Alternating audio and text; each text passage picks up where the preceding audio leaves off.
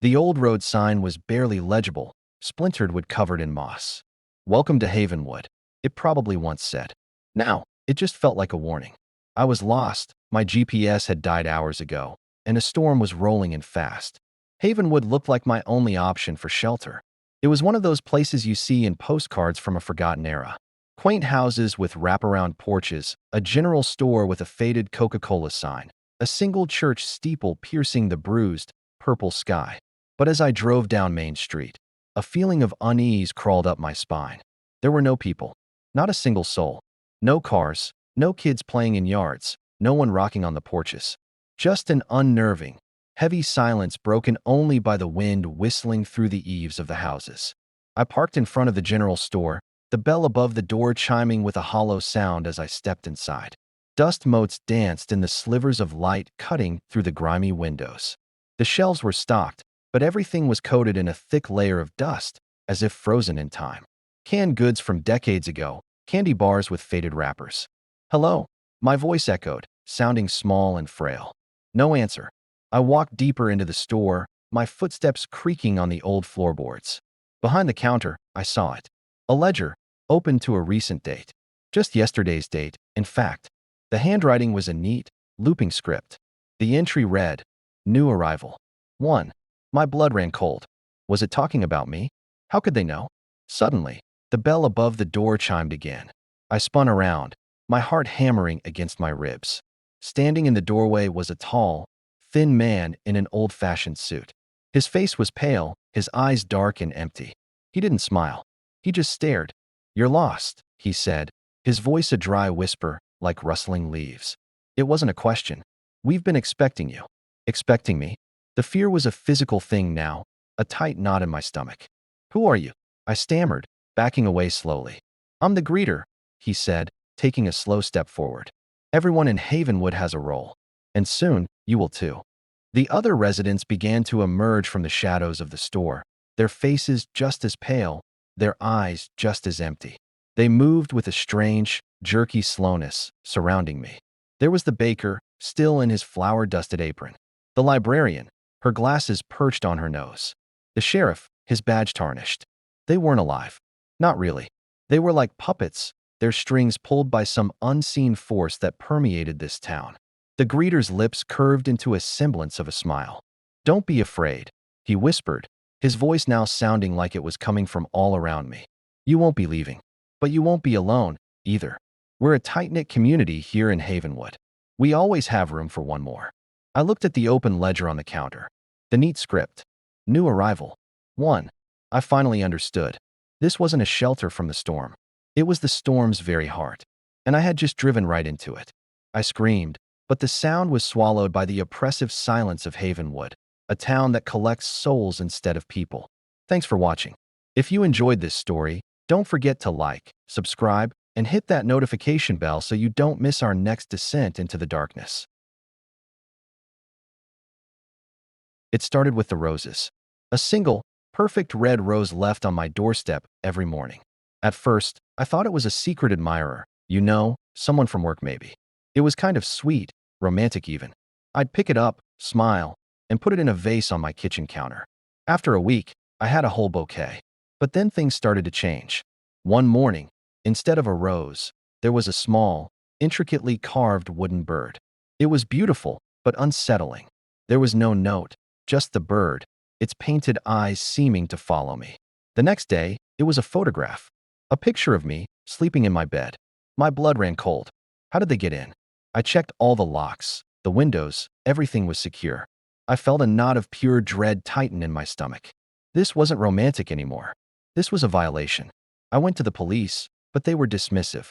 Maybe you have a stalker, but without a direct threat, there's not much we can do, they said. They told me to be more careful, to change my locks. So I did.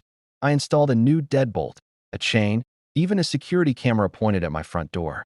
For a few days, nothing happened. The morning deliveries stopped. I started to breathe a little easier, thinking maybe I had scared them off. I was so wrong. The packages started coming to my office instead. A box of my favorite, very specific brand of tea. A book from an obscure author I'd mentioned to a friend just once, weeks ago. It was clear they were listening, not just watching. My world started to shrink. I stopped talking to friends on the phone. I'd jump at every little sound outside my apartment. The feeling of being constantly watched, of my private life being dissected by an unseen predator, was suffocating. One night, I was jolted awake by a notification on my phone. It was from my security camera. The app opened to a live feed of my front door. And there, standing on my porch, was a figure. They were dressed all in black, their face obscured by a deep hood. They weren't trying to get in. They were just standing there, perfectly still, looking directly at the camera. And then, slowly, they raised a hand and waved. It wasn't a friendly wave. It was a wave of ownership. A wave that said, "I see you. I know you're watching me watch you." I unplugged the camera. I didn't want to see anymore, but I knew they were still out there. The next morning, there was no package. There was just a single, muddy footprint on my doormat.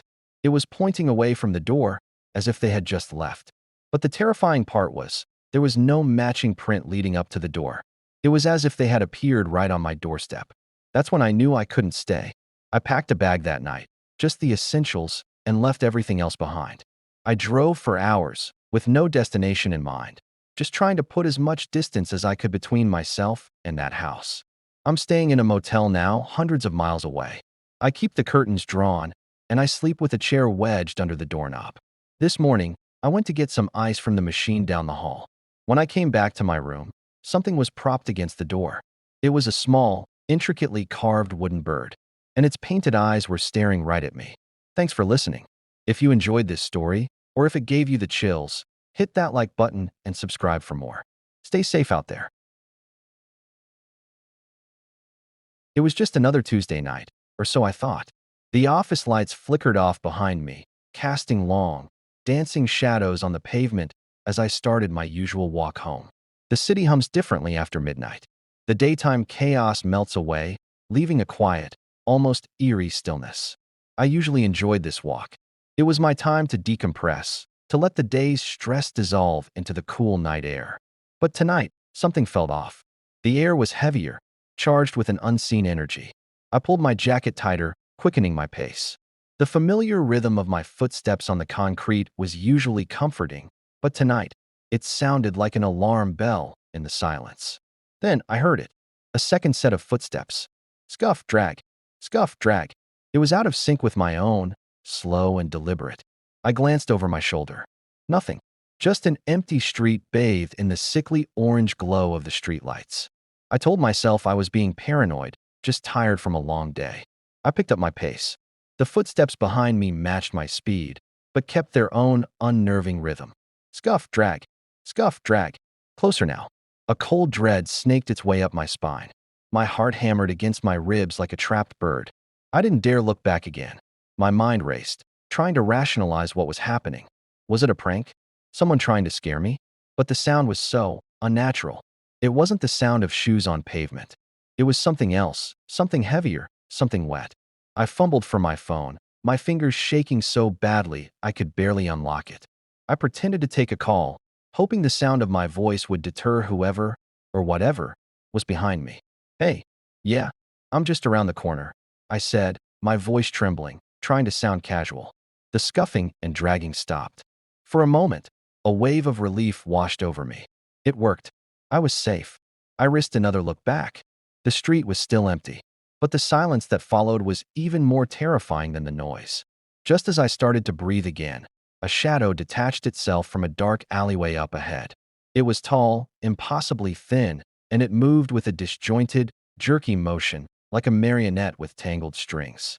It wasn't walking. It was lurching, pulling one leg behind it with that same horrible scuff-drag sound. The streetlight caught its face for a split second, and my blood ran cold. It had no features, just a smooth, pale expanse of skin where eyes, a nose, and a mouth should have been. I didn't scream. I couldn't. The sound was trapped in my throat. My legs, which had felt like lead moments before, were suddenly filled with adrenaline. I turned and ran. I didn't care where I was going. I just ran. I sprinted through the labyrinth of side streets, my lungs burning, not daring to look back. I could still hear it, the scuffing and dragging echoing through the empty city, sometimes seeming miles away, other times right at my heels. I finally burst onto a busier main road, the headlights of passing cars a welcome sight. I stumbled into a 24-hour diner, collapsing into a booth, gasping for air. The waitress gave me a strange look, but brought a glass of water without a word. I sat there for hours, watching the street, until the sun came up and the city returned to its normal, noisy self. I've never walked home at night since. I take a cab, even if it's just a few blocks. Sometimes, when the night is too quiet, I can still hear it in the back of my mind. That slow, deliberate sound. Scuff, drag. And I wonder if it's still out there, walking the empty streets, looking for someone else who's walking home alone. Thanks for watching. If you have your own creepy late-night stories, share them in the comments below. Don't forget to like and subscribe for more strange tales. Stay safe out there. They say curiosity killed the cat, but for me and my friends, it was the old St. Jude's Hospital on the edge of town. We'd heard the stories, of course. Whispers of a malevolent nurse who roamed the halls, of patients who never checked out. But we were young, reckless, and armed with flashlights and a misplaced sense of bravery. We thought it would be a thrill, a story to tell for years. We were wrong. The air inside was thick and heavy, smelling of decay and antiseptic.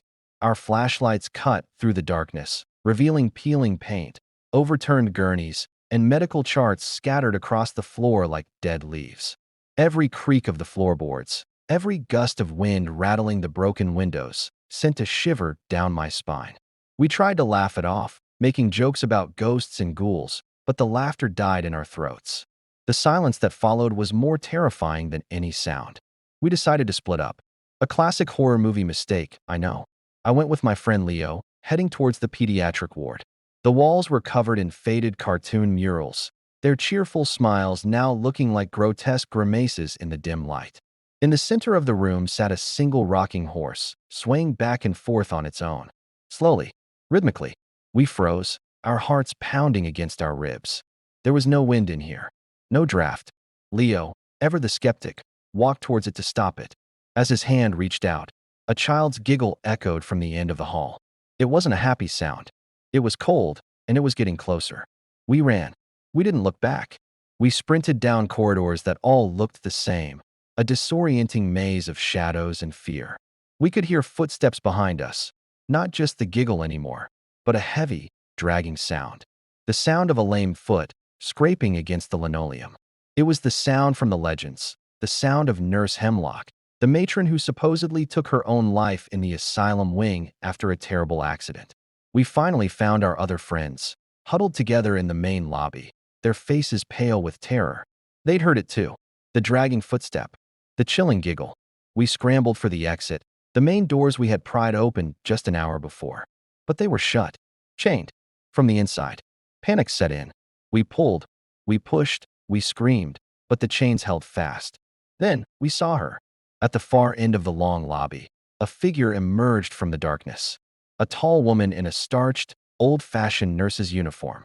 Her face was obscured by shadows, but we could see the glint of something metallic in her hand. A syringe, long and sharp. The dragging sound grew louder as she moved towards us, one step at a time. The child's giggle erupted again, this time seeming to come from right beside her. I don't know how we got out. It's a blur of screaming and blind panic. One of us found a large window in a ground-floor office that was already shattered. We scrambled through, cutting ourselves on the glass, not caring about the pain, only about escaping that place. We ran and didn't stop until the silhouette of St. Jude's was a distant memory against the night sky. We never spoke of what happened again. We tried to forget, but sometimes, in the dead of night, I can still hear it. A slow, rhythmic rocking, a child's cold giggle, and a dragging footstep getting closer and closer. Some places should be left alone. Some doors should never be opened. Thanks for listening to my story. If you have your own chilling encounters, share them in the comments below. Don't forget to like and subscribe for more tales from the dark. Stay safe out there. The first thing I noticed wasn't the door vanishing. It was the silence. The kind of heavy, pressing quiet that makes your ears ring. I had stepped into this room, this completely unremarkable, windowless box, looking for a shortcut through the old abandoned hotel. Now, I was a prisoner. I pushed against the spot where the door had been. Nothing. Just smooth, cold plaster. That's when the whispering started. It wasn't a human voice. It was like the rustling of dry leaves, but the sound formed words. My words. A playground taunt I'd hurled at a kid in 3rd grade. The sound of his crying echoed, faint but sharp. I shook my head, trying to clear it. Just my imagination, I told myself. Stress. But then another whisper slithered from the wall to my left. The screech of tires, the shattering of glass. My first car accident. The memory, the sheer panic, hit me like a physical blow. I remembered the other driver's face, the accusation in his eyes, even though it was my fault. I'd never admitted it. I backed away, stumbling toward the center of the room. The whispers grew, coming from all 4 walls now, a symphony of my failures. The time I lied to my parents about my grades, the hollow disappointment in my father's voice. The breakup with my college girlfriend, her voice cracking as she asked me why I couldn't just be honest. Each memory was a shard of glass, and the walls were pressing them into me. Stop it, I yelled, my voice hoarse. This isn't real. But it was. It was more real than the plaster and the floorboards. The whispers swirled, overlapping. My biggest regrets, my deepest shames. The promotion I sabotaged a coworker for. The last, angry words I said to my grandmother before she passed away. I'm sorry, I whispered, sinking to my knees. The words weren't for the walls. They were for the ghosts they held. I covered my ears, but the sounds weren't external anymore. They were inside my head, echoing in the empty spaces of my own guilt. I felt a lifetime of poor choices, of cowardice and selfishness, closing in. Then, a new whisper, different from the others. It was my own voice, from just this morning, telling my daughter I was too busy to play.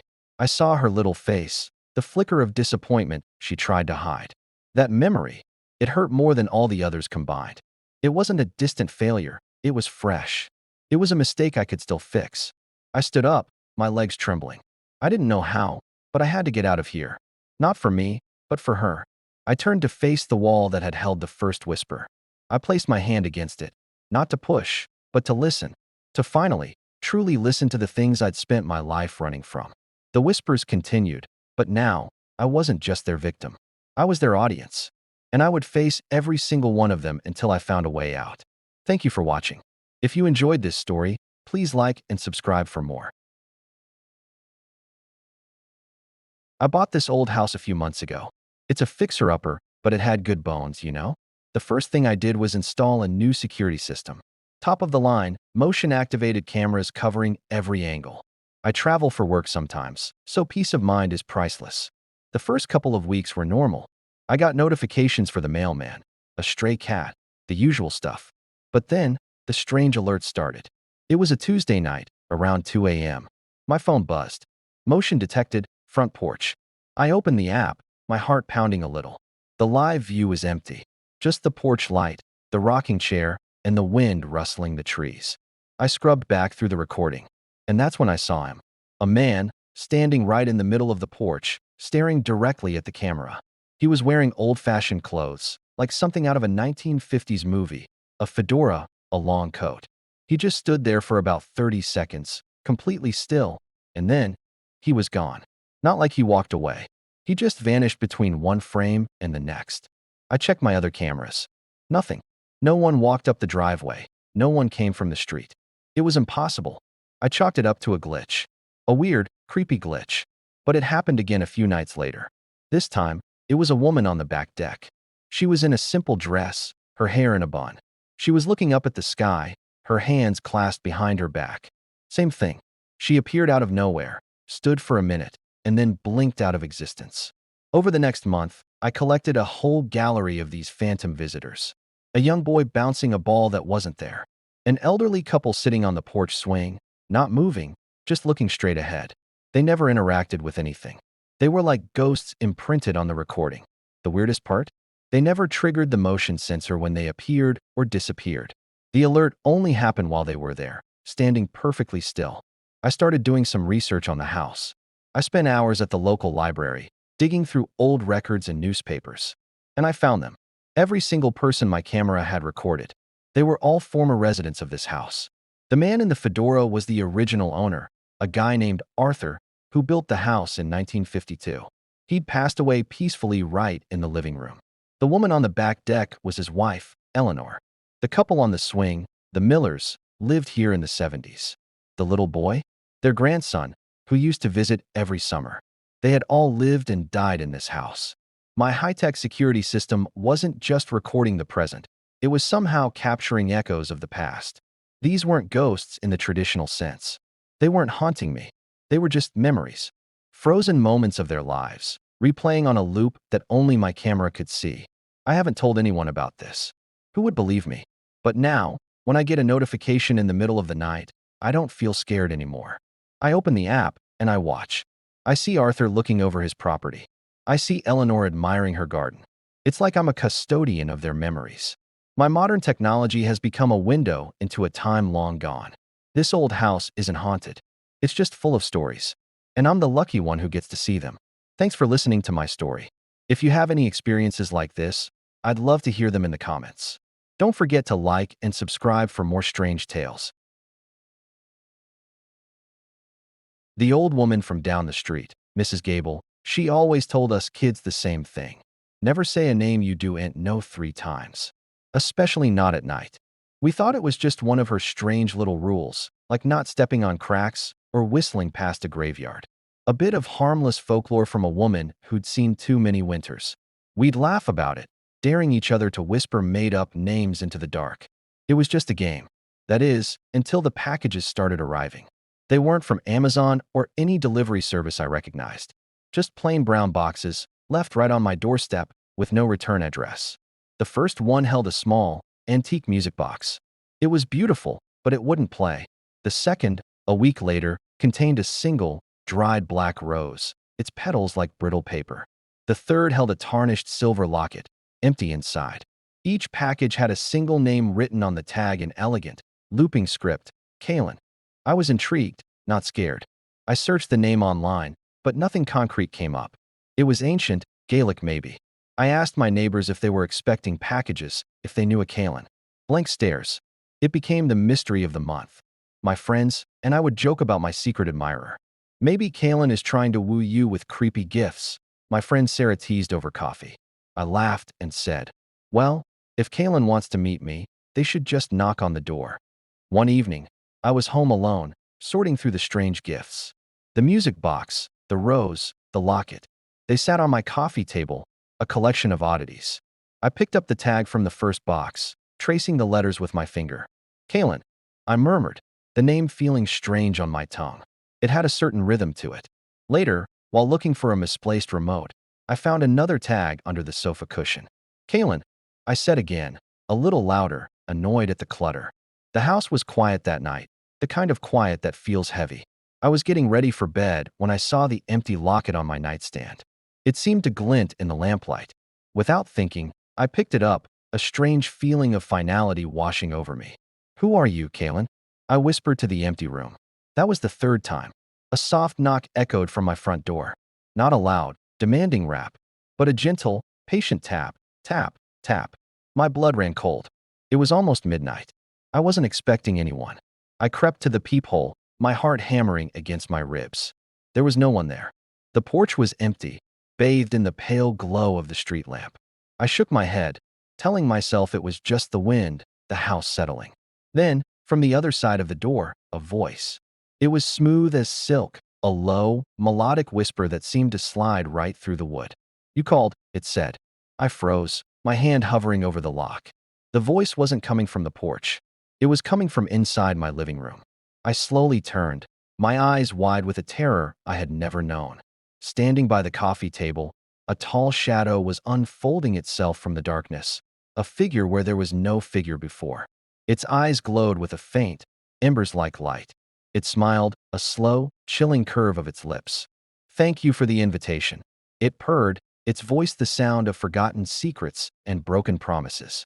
It's so lovely to finally be welcomed inside. The Kalen mystery was solved, and my real nightmare had just begun. It started 3 weeks ago. Every single night, without fail, my eyes would snap open at exactly 3:07 a.m. It wasn't a nightmare that woke me, or a loud noise from outside. It was a sound, a quiet, rhythmic sound, right beside my bed.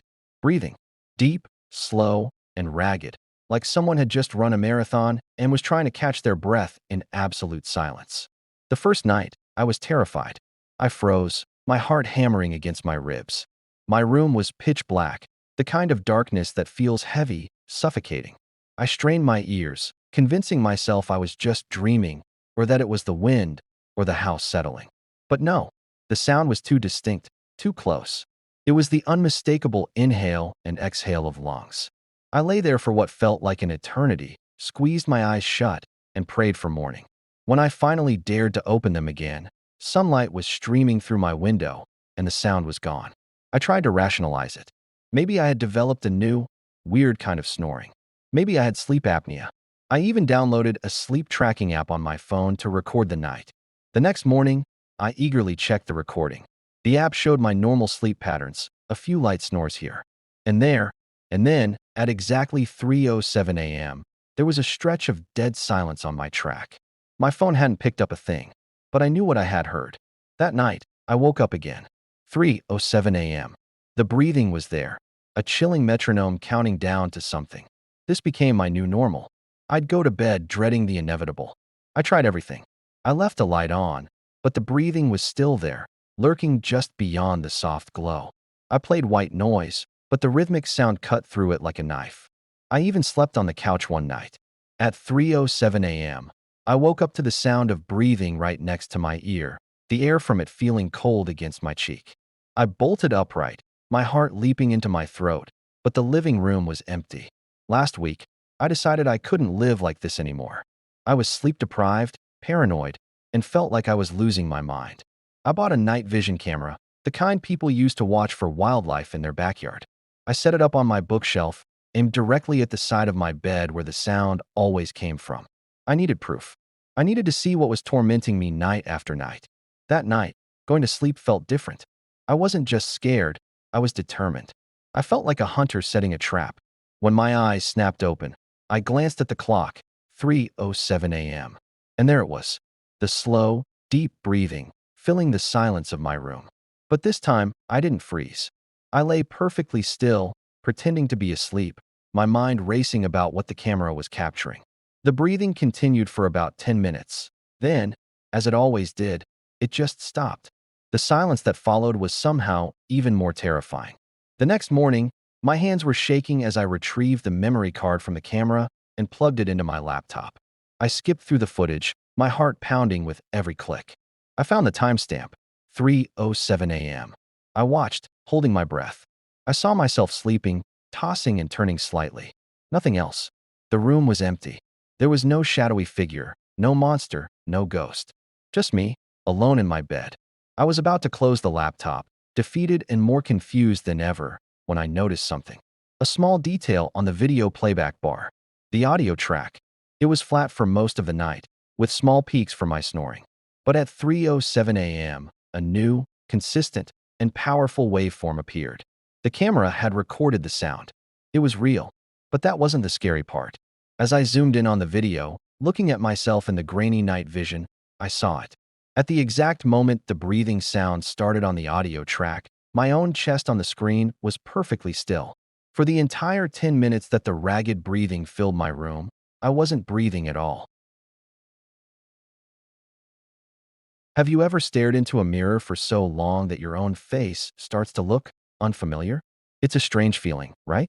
For me, it started with that exact sensation, but it turned into something much more terrifying. It was a Tuesday night. I was getting ready for bed, just going through the motions, brushing my teeth, washing my face. I remember looking up into the bathroom mirror, water dripping from my chin, and I just stared. I was tired, stressed from work, and I guess I just zoned out. I blinked, ready to grab a towel, but my reflection didn't. It just kept staring back, its eyes wide, unblinking. I froze. My heart started pounding in my chest like a drum. I told myself I was just seeing things, that my mind was playing tricks on me. I slowly, deliberately, raised my right hand. In the mirror, my other self just stood there, completely still. My hand was up, but hers remained stubbornly at her side. Panic set in. I dropped my hand, my breath catching in my throat. Then, the reflection slowly, mockingly, raised its hand. I stumbled back, away from the mirror, my back hitting the cool tile of the opposite wall. I couldn't tear my eyes away. The woman in the mirror, the one who looked exactly like me, tilted her head. A slow, chilling smile spread across her face. It wasn't my smile. It was cold, predatory. I didn't smile back. I was too horrified to move, to even breathe. This thing, this copy, was in my home, trapped behind a thin layer of silvered glass, and it was watching me. Over the next few days, it got worse. Every time I passed a mirror, a reflective window, even the dark screen of my phone, she was there. And she was always doing something I wasn't. While I was tying my shoes, she'd be standing straight, watching me. While I was making coffee, she'd be leaning against the counter, her arms crossed, that same unsettling smile on her face. It was a constant, silent torment. I started avoiding my own reflection, turning off lights, covering mirrors with towels. But I could still feel her eyes on me. I felt like I was losing my mind. I couldn't tell anyone. Who would believe me? They'd think I was crazy. The exhaustion was overwhelming. I was barely sleeping, terrified of what she might do while I was vulnerable. One night, I couldn't take it anymore. I walked into the bathroom, my hands shaking, and stood before the mirror. She was already there, waiting. Her expression was different this time.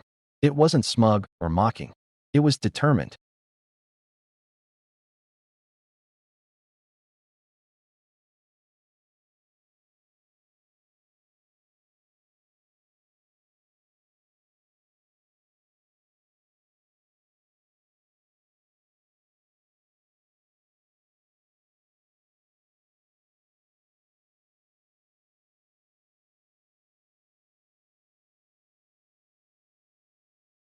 A jolt, cold and electric, shot up my arm. The world spun, a blur of colors and light. And then, everything went black. When I opened my eyes, I was standing in my bathroom. Everything looked normal. I looked at my hands, my body. I was fine. I cautiously looked up at the mirror. In it, I saw myself. But this time, the reflection was me. Truly me. She looked terrified, her eyes wide with panic. She started banging on the glass, her mouth opening in a silent scream. And that's when I noticed it. A slow, cold smile spreading across my own face. A smile that wasn't mine. I was on the wrong side of the glass. And she was finally free. Thanks for listening to my story. If you enjoy diving into the unsettling and the unknown, make sure to subscribe and turn on notifications so you don't miss what's coming next. Stay curious, and maybe don't stare into the mirror for too long. Welcome to Blackwood Creek, a town that seems frozen in time. Quaint little houses, a single general store, and streets where kids still play until dusk. From the outside, it's an idyllic escape. But stick around until the sun begins to dip below the horizon, and you'll feel it. A strange, collective anxiety that settles over the town like a thick fog. At first, you might think it's just a local custom. As the sky bleeds from orange to purple, you'll hear it. Click, click, click. The sound of deadbolts sliding into place, one after another, in every single house. You might assume they're afraid of something lurking in the shadows, some creature of the night. But if you were to ask a local, they'd just shake their head, a sad, knowing look in their eyes, and tell you, we're not locking things out. We're locking something in. The story goes back generations. It's a tale whispered from parent to child, a heavy inheritance passed down with the family home. They say a long time ago, a desperate bargain was struck to save the town from a terrible famine. The details are hazy, lost to time and fear. But the price of that bargain lives on, inside each and every one of them. It starts as a subtle shift, a flicker in someone's eyes, a strange twist to their smile. As twilight deepens, the change becomes more pronounced. Skin pales, limbs elongate in unnatural ways, and a low, guttural growl replaces friendly chatter. The people of Blackwood Creek don't just have skeletons in their closets. They become the monsters themselves. Every night, they transform. This isn't a choice. It's a curse woven into their very DNA. The locks on their doors aren't for protection against the outside world. They are cages, self-imposed prisons to contain the beast within, to stop it from spilling out into the night and preying on any unlucky soul who might be passing through. Imagine the horror, knowing that the person you love, your child, your parent, will become a mindless, ravenous creature once the sun sets. The nightly ritual isn't just about survival. It's an act of love. Locking the door is a promise. I will keep you safe from me. They huddle in their reinforced basements, listening to the scratching and clawing from the other side of the door, waiting for the dawn.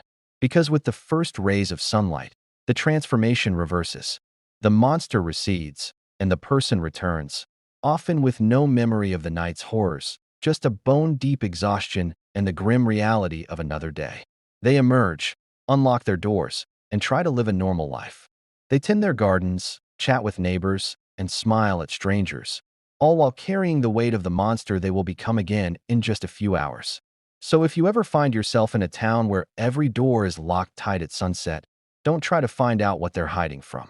The real question is, what are they hiding? The answer might be looking back at you from behind the glass. Thanks for watching. If you enjoyed this story, be sure to like and subscribe for more tales from the shadows. The flickering glow of the TV was the only light in the living room, casting long, dancing shadows on the walls. It was my third time babysitting for the Wilsons, and so far, it had been the easiest gig of my life. Their son, Leo, was always a breeze. A little quiet, maybe, but never any trouble. When I arrived tonight, Mrs. Wilson whispered that Leo had a bit of a cold and was already asleep in his room. "Just let him rest, dear," she'd said, her hand cool on my arm. "No need to disturb him. We'll be back before midnight." So I did just that. I made myself comfortable on their plush sofa, scrolling through my phone and occasionally glancing at the baby monitor on the coffee table. The screen showed Leo tucked under his dinosaur-patterned duvet, perfectly still.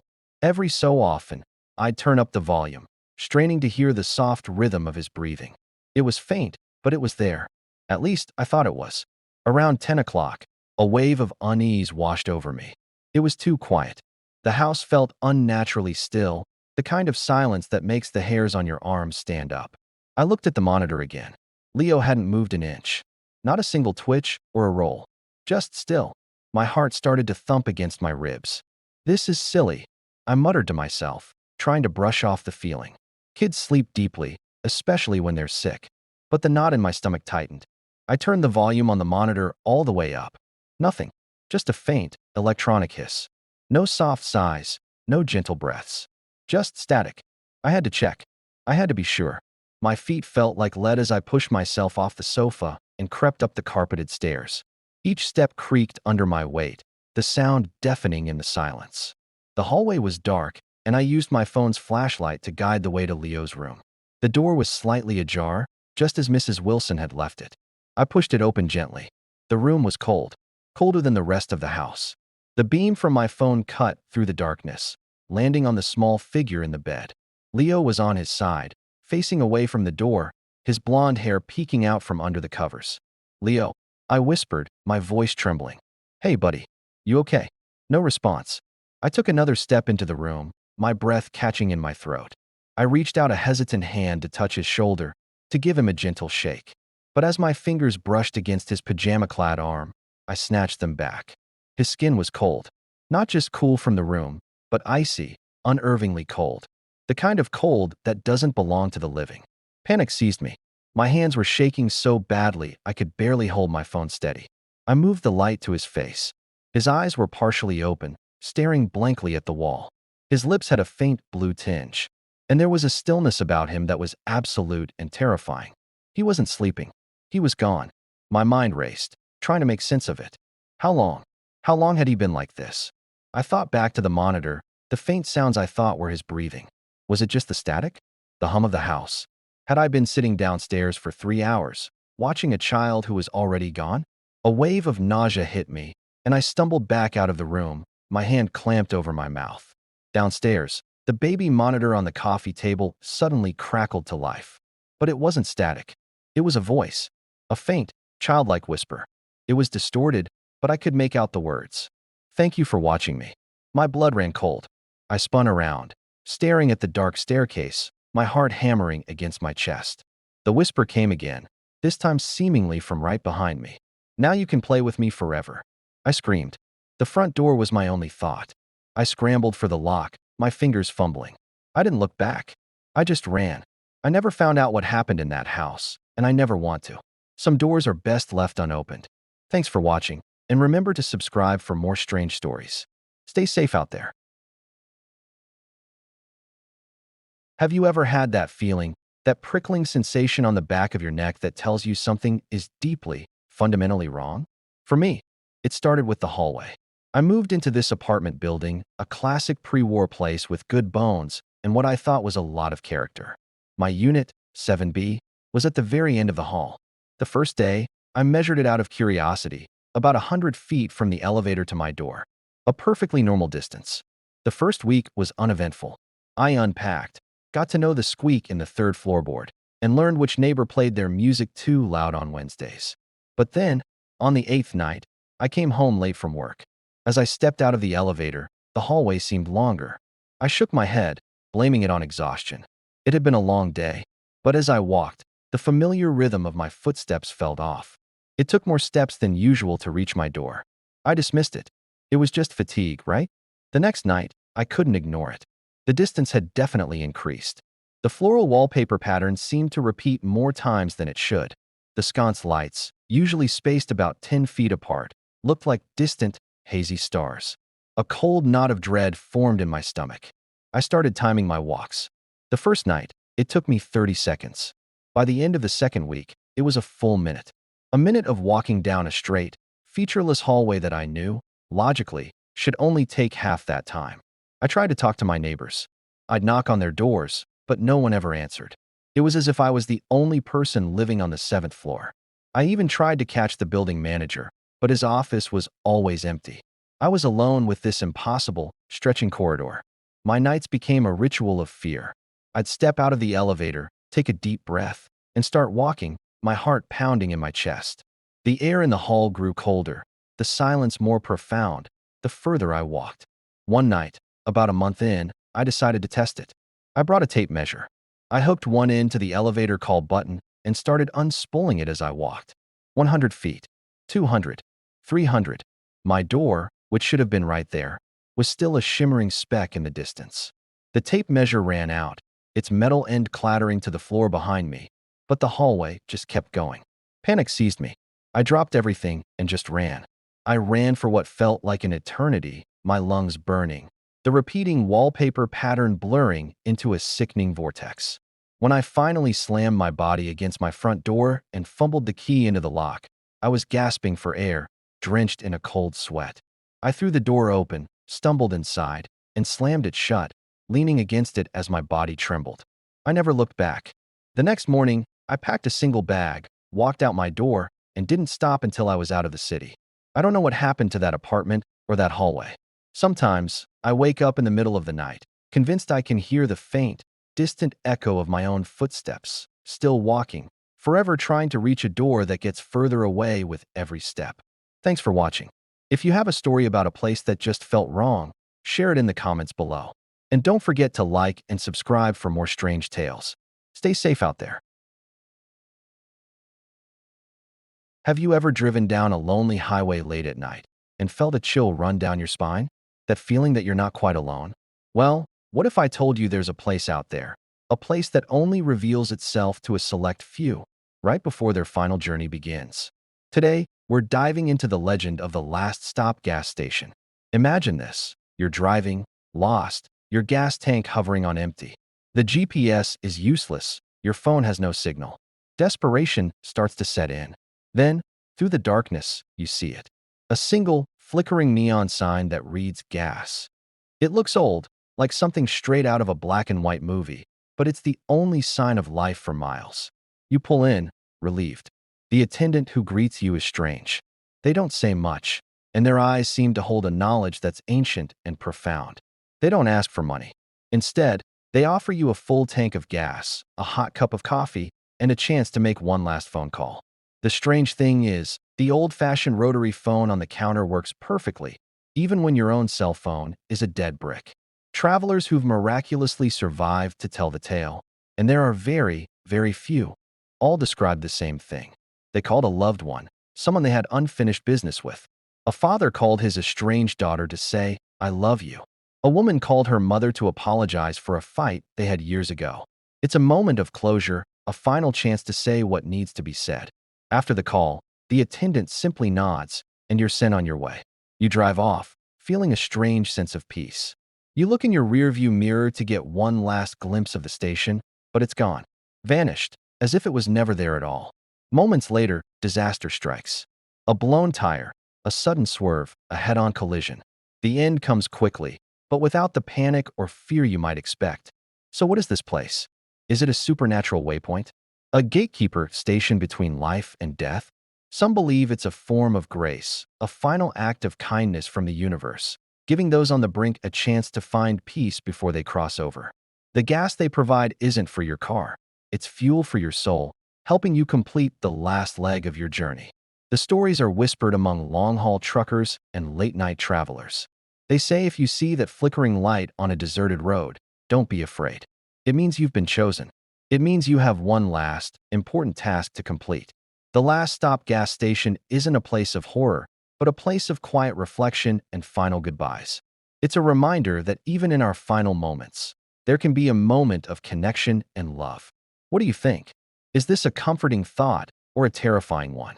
Let me know in the comments below. And if you enjoyed this journey into the unknown, make sure to hit that like button and subscribe for more mysteries. Thanks for watching. The flickering fluorescent lights of the security office hummed, my only company on another quiet night shift. My job was simple: watch the monitors, do my rounds, and make sure the old Crestwood Mall stayed empty until morning. Usually, it was mind-numbingly dull. But tonight was different. It started around 2 a.m. I was sipping lukewarm coffee, my eyes glazing over the grid of black and white screens. Then, on camera 4, the one pointing down the main concourse, I saw something. A woman in a long, dark coat was walking slowly past the shuttered storefronts. Strange, the mall was locked up tight. I rewound the footage. Nothing, just an empty hallway. I must have been dozing off. But then it happened again. Camera 7, the food court. A janitor's cart trundled into view, a yellow bucket sloshing water onto the tiles. I watched for a full minute as the unseen janitor mopped the floor. I knew for a fact our cleaning crew left at 10 p.m. I grabbed my keys, my heart starting to thud against my ribs. I had to check this out. The food court was silent and dry, not a drop of water on the checkered floor. No cart, no bucket, nothing, just the eerie echoes of my own footsteps. A cold dread began to creep up my spine. Back in the office, I stared at the monitors, my knuckles white as I gripped the edge of the desk. Then, camera 2, the entrance to the old department store, flickered. A little boy, maybe 7 or 8, appeared. He was bouncing a red ball, the rhythmic thud, thud, thud, almost audible through the silence of my office. He stopped, looked directly into the camera, and smiled. It wasn't a happy smile. It was wide, stretched, and unnatural. Then he dropped the ball and ran into the darkness of the store. I didn't move. My blood ran cold. I knew what was coming. I was just the audience. A few minutes later, the live feed for camera 2 showed the exact same thing. The little boy, the red ball, the terrifying smile. It wasn't a recording. The cameras were showing me the future. My breath hitched in my throat as my eyes darted to camera 11, the one trained on the service corridor right behind my office. On the screen, the door to the security room creaked open. A tall, slender figure, impossibly long and draped in shadows, stooped to enter. Its head turned, its face a pale, featureless oval, and it looked right at the in-office camera, the one just above my head. I couldn't scream. I couldn't move. I was frozen, watching the monitor, watching the future unfold. Behind me, I heard a sound. A slow, deliberate creak as the doorknob to my office began to turn. The monitor showed the figure stepping fully inside, its shadowy form filling the small room on the screen. It was happening now. It was here. I stared at the screen, at the ghostly image of myself, back turned to the door, just as the shadow figure reached out a long, spindly hand towards my shoulder. I didn't dare turn around. Thanks for watching. If you enjoyed this story, don't forget to like, subscribe, and hit that notification bell so you don't miss our next video. See you in the shadows. Have you ever heard of the Blackwood Manor? It's one of those old, grand hotels that look like they've been pulled straight out of a history book. But behind its elegant facade lies a chilling secret, a secret contained within the four walls of room 113. They say anyone who spends the night in that room is never seen again. No struggle, no screams, just gone, and the strangest part. The next morning, housekeeping always finds the room perfectly pristine. The bed is made, the towels are folded, and there's not a single sign that anyone was ever there. The legend began decades ago with a traveling salesman named Arthur Penwright. He was the first. He checked in, jovial and full of life, and requested a quiet room. The receptionist, a young woman new to the job, gave him the key to 113. The next day, he missed his checkout time. When staff entered the room, it was empty. His luggage, his clothes, everything had vanished along with him. The police were called, but they found nothing. They concluded he simply left, but the staff knew better. They knew the room was exactly as it had been before he arrived. Over the years, the pattern repeated. A honeymooning couple, a lone backpacker, a writer seeking solitude. Each one checked into room 113, and each one disappeared by dawn. The hotel tried everything. They changed the lock, blessed the room, even boarded it up for a while. But the disappearances continued. Desperate, the management started leaving a small, hidden camera in the room, hoping to finally capture what was happening. But every morning, the camera was gone too, vanished along with the guest. One night, a skeptical journalist named Clara decided to debunk the myth once and for all. She was determined to spend the night and emerge the next morning to write an expose on the hotel's elaborate hoax. She checked in, armed with her own recording equipment and a live streaming device connected to her editor's laptop. As she settled in, she described the room to her viewers. It was ordinary, almost disappointingly so. An old four-poster bed, a heavy oak wardrobe, and a single unsettling painting of a calm sea on the wall. As the hours ticked by, nothing happened. Clara grew bored, even a little smug. Around 3 a.m., she started feeling drowsy. Her eyelids felt like lead. She fought it, but the pull of sleep was overwhelming. Her last words on the live stream were, "It's just a very comfortable bed." Then, silence. Her editor watched, his heart pounding, as the screen showed Clara falling into a deep sleep. And then, something truly bizarre happened. The bed sheets began to move on their own. Slowly, methodically, the sheets and blankets began to fold themselves over Clara's sleeping form, tucking her in tighter and tighter, like a patient parent. Then the pillows fluffed themselves up around her head. The whole bed seemed to absorb her. The mattress dipped, and for a moment, her shape was visible beneath the covers, and then it smoothed out, becoming perfectly flat. The live feed fizzled and died. The next morning, when the hotel manager unlocked the door, room 113 was spotless. The bed was perfectly made. Clara was gone. The only thing left was on the wall. The painting of the sea wasn't calm anymore. Now, a tiny, distant figure could be seen struggling in the waves, a figure that looked unnervingly like Clara. The room wasn't haunted. It was hungry, and it was very, very tidy. The rain was coming down in sheets, the kind that makes your windshield wipers scream in protest. I was on a late-night drive, cutting through some forgotten backwoods road to save time. Big mistake. The darkness out here was absolute, broken only by my headlights carving a tunnel through the downpour. That's when I first saw him. He was just standing on the shoulder, drenched with no car in sight. As I got closer, my headlights illuminated him. He was a tall, thin man in a dated-looking suit, and he was smiling. Not a friendly smile, but a wide, unnatural grin that stretched his face a little too far. It was unsettling, but I figured he was just some poor guy whose car had broken down. I kept driving. About 10 minutes later, my heart nearly stopped. Up ahead, on the side of the road, stood the same man. Same suit, same slicked back hair, same impossibly wide smile. My mind raced. How could he have gotten ahead of me? There were no intersecting roads. I pushed the gas pedal a little harder, my knuckles white on the steering wheel. The smiling man just stood there, his head slowly turning to follow my car as I sped past. I was genuinely scared now. I checked my GPS. Still another 40 miles of this forsaken road. I decided to floor it. The engine roared, the tires spit gravel and water, and the trees became a blurry wall on either side. I didn't care.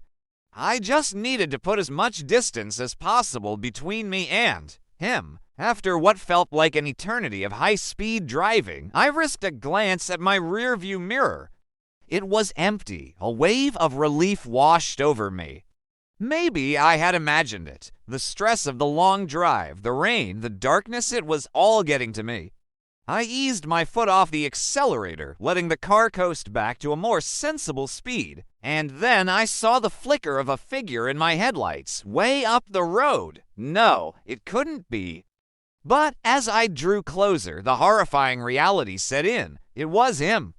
Standing in the exact same spot, in the exact same pose, with that same grotesque smile plastered on his face. This time, as I approached, he did something different. He slowly, deliberately, raised one hand and gave me a little wave. I snapped. I swerved the car violently, tires screeching as I made a U-turn across the wet asphalt. I wasn't going forward anymore. I'd go back, find another route. I didn't care. I just had to get away. I raced back in the direction I came from, my eyes darting between the road and the rearview mirror, expecting to see him chasing me. But there was nothing, just the empty, rain-slicked road behind me. I drove for 15 minutes, maybe 20, my panic slowly subsiding into a shaky resolve. I was almost back to the main highway. I could see the glow of civilization on the horizon. I allowed myself a small, trembling breath of relief, just a little farther. Then my headlights caught something. Standing under the dim glow of the very first streetlight at the edge of town, waiting for me, it was the man in the suit. His smile seemed even wider now, a triumphant, predatory grin that promised there was no escape. He was no longer on the side of the road. He was standing right in the middle of it. I slammed on the brakes, the car hydroplaning into a spin. The last thing I saw before everything went black was that smiling face filling my entire windshield. The storm hit us without warning, a furious assault of wind and rain that turned the forest trail into a river of mud. There were 4 of us, me, Liam, Chloe, and Ben. Soaked and shivering, we stumbled upon it like a miracle, a small, dark cabin nestled deep among the ancient trees. The door was unlocked. It seemed too good to be true, but at that point, we didn't care. We just needed to get out of the storm. Inside, it was musty and cold, filled with the scent of damp wood and decay.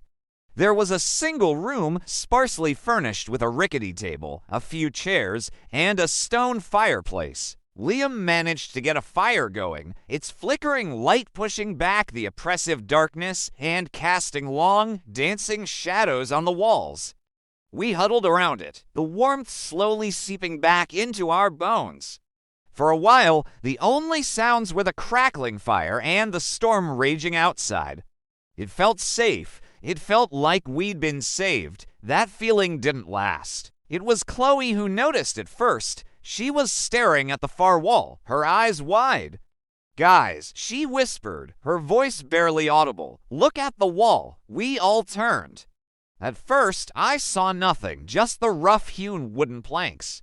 But then I saw it, a subtle, almost imperceptible movement.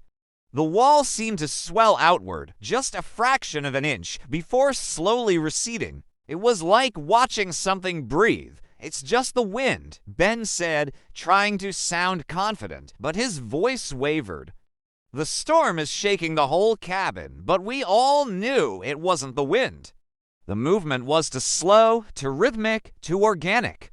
We watched, mesmerized and terrified, as the wall continued its gentle, horrifying pulsation. In and out, in and out. It was like we were inside the chest cavity of some colossal, sleeping creature. The air grew thick, heavy. The steady rhythm of the walls became a sound, a low, deep thrum that resonated in our bones. It was the sound of a slow, massive heartbeat. Thump, thump, thump, thump. The fire in the hearth began to dim, its flame shrinking as if starved of air each time the walls contracted. With every expansion, a foul, earthy smell like freshly turned soil and something rotting wafted into the room. Panic started to set in. Liam scrambled for the door, yanking on the handle. It wouldn't budge. It stuck, he yelled, his voice cracking. We all rushed to help, pulling and pushing with all our strength, but it was like trying to move a mountain. We were trapped. The rhythmic contracting of the cabin seemed to intensify, the walls moving more visibly now. The space felt smaller, more claustrophobic with each breath the cabin took.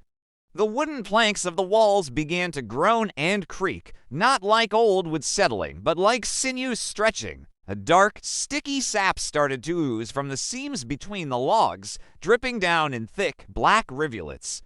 Ben touched it, then recoiled, his hand covered in the foul-smelling substance. "It's like blood," he stammered. The house was alive, and it was waking up. The floorboards beneath our feet began to shift, to rise and fall in sync with the walls. We were standing on the diaphragm of this wooden beast. The single window, which had been our only view of the storm outside, was now dark. Not just dark from the night, but black as if an eyelid had slowly closed over it. The heartbeat grew louder, faster. Thump, thump, thump, thump, thump, thump. It was no longer sleeping, it was awake, and we were inside it. The walls began to close in, not just pulsing, but truly shrinking the room. The ceiling lowered, the floor rose. The furniture splintered and collapsed under the immense pressure. We were being crushed, digested. Our screams were swallowed by the deafening heartbeat of the cabin. The last thing I saw was the fireplace, the dying embers looking like the baleful red eye of the creature that had lured us in from the storm. The darkness that followed wasn't just the absence of light. It was the final, suffocating embrace of the thing that lived in the woods, the thing we had mistaken for a sanctuary. And as it finished its meal, the storm outside finally began to quiet down, leaving the forest in a deep, unsettling silence. The flickering neon sign of the Starlight Gas and Go was my only companion during those long, lonely night shifts. It was my first job out of high school, a graveyard shift at a station so far off the main highway it felt like an outpost on another planet. The old man who hired me, a guy named Silas with skin like worn leather, had only one rule. He pointed a crooked finger towards the back of the building. Don't matter what you hear, what you think you see, you don't ever go behind the station. You got me. I nodded, figuring he was just worried about me slacking off. The first few weeks were uneventful. The silence was the worst part, a thick, heavy blanket broken only by the hum of the coolers, and the occasional trucker rumbling in for coffee. Then, things started to get weird. It began with whispers, faint sounds carried on the wind that I'd dismiss as the rustling of leaves or the creak of the old building. But one night, it was unmistakable. A voice, clear as day, called my name. Leo. It was a soft, feminine voice, and it was coming from directly behind the station. I froze, my hand hovering over the cash register. My heart hammered against my ribs. Silas's warning echoed in my mind. I tried to ignore it, chalking it up to exhaustion. But it came again, a little louder this time. Leo, come here. It sounded sad, lost. Every instinct screamed at me to stay put, to lock the doors and wait for the sun to rise. But curiosity is a powerful, dangerous thing. I grabbed the heavy-duty flashlight from under the counter, its beam cutting a nervous path through the dimly lit store. I crept to the back door, my hands shaking as I turned the deadbolt. The air outside was cold, much colder than it should have been for a summer night. The voice was clearer out here. "Leo, please." It was so full of sorrow, it pulled at something inside me. I took a hesitant step onto the cracked asphalt behind the building. The area was cluttered with old tires, rusted oil drums, and overgrown weeds. My flashlight beam danced across the mess, revealing nothing. "Hello," I called out, my voice trembling. "Is someone there?" For a moment, there was only silence. I was about to turn back, to dismiss it as a prank or my own tired mind playing tricks. Then, from the deepest shadows near the back wall, the voice whispered again, this time right beside my ear. "I've been waiting for you." A cold dread, colder than the night air, washed over me. I spun around, swinging the flashlight wildly. The beam landed on a shape huddled against the wall. It wasn't human. It was tall and gaunt, its limbs too long, its skin pale and stretched tight over its bones. But the face was what broke me. It was a twisted, nightmarish mockery of a human face with wide, dark eyes that held no light, only an endless, consuming hunger. It smiled, a jagged gash in its face, and I saw that it had my mother's eyes. It raised a long, spindly arm and pointed not at me, but back towards the open door of the gas station. Silas was right, it rasped, its voice now a dry, crackling sound, no longer soft or sad. "You never should have come out here." "Now who will watch the store?" I didn't scream. I couldn't. I just stood there, frozen, as the figure unfolded itself and began to walk slowly, deliberately, towards the light of the gas station, leaving me alone in the darkness behind the building.